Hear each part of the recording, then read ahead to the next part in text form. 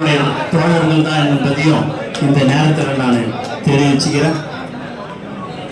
அது மட்டும் இல்லாம இப்போ உங்ககிட்ட தனித்தனியா எல்லாரையும் அழைத்து நான் பேசணும்னு நான் நினைக்கிறேன்.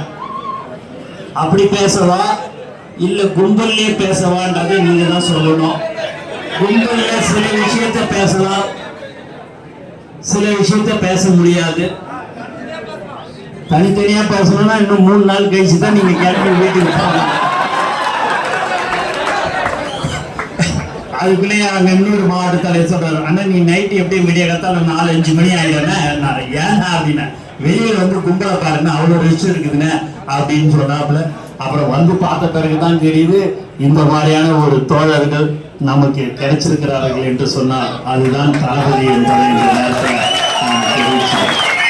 வந்து போட்டோ எடுத்துக்கினாங்க. அந்த நேரத்தில் அப்போ நான் அவர்கிட்ட அதுக்கு முன்னாடி ஒரு அரை மணி நேரத்துக்கு முன்னாடி சொன்னேன், நானே இப்போ எங்கேயாவது வெளியில் போகணும் அப்படின்னா என்னால் போக முடியல சார். அந்த அளவுக்கு வந்து எல்லாருமே வந்து என்னைய உடனே வந்து பார்க்குறாங்க. நான் டிராஃபிக் இப்போ சிக்னலில் காரு நிற்கிது அப்படின்னு சொன்னால் பஸ்ஸில் உட்காந்துக்கிற நம்மளுடைய நண்பர் தோழர்கள் தகால்னு இறங்கி வந்து பஸ்ஸு போனாலும் போட்டுனேன் அப்படின்னு என்னை வந்து பார்த்து கை கொடுத்துட்டு செல்ஃபி எடுத்துன்னு போகிறாங்க. அந்த அளவுக்கு இருக்குது. இது இந்த ஆனந்துக்காக அல்ல, தலைவன் தளபதி